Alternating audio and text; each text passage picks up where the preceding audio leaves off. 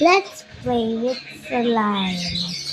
I'm done eating, so there's no part 2 and then it's part 3.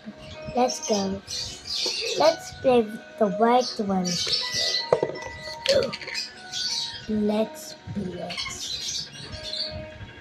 Alright, let's try it again. It needs to choose if it's real and there we go. Looks like me.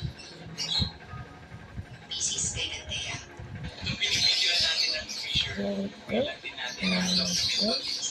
There we go.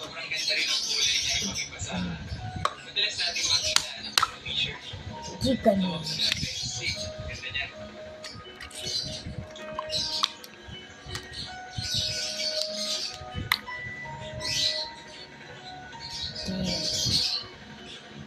Let's jiggle it.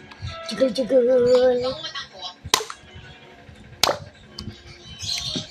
Look at the pea. So let's open it. It's like jelly. Why did you pick up pie? Okay. Ito.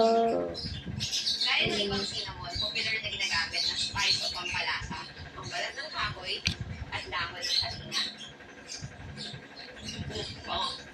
Mas mild at refreshing ang kanyang amoy compared sa mas kilalang cinnamon.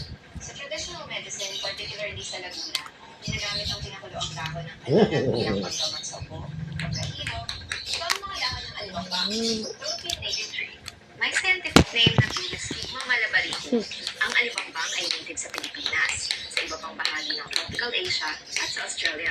Ilan pa sa local names ng alibambang ay it's been a while since our... Hello! Ilang isang Pilipino na sa uy! Kilala niyo ba itong kingfisher na to? Tingnan niya. It is stork-billed kingfisher, Omelarcopsis capensis. Out of about 20 species of kingfishers na recorded dito sa Pilipinas, ang stork-billed kingfisher ang pinakamalaki, measured at about 25 to 41 centimeters. Ang swerte natin kasi ng tempohan natin na nagahan siya, kaya naka-perch lang siya at madali siyang mabentuhan at ma-observe. Mommy, look. Kung ito ay kilala sa Look. average kingfisher, nakita nga ito first place. Look. Mommy, look. Look. Ang stork-billed kingfisher na isa sa mga kingfishers na pwede Mommy, look. sa Pilipinas. Habang ang species itself ay Wait lang. in other parts of Asia, yung dalawang subspecies na Tada! ay endemic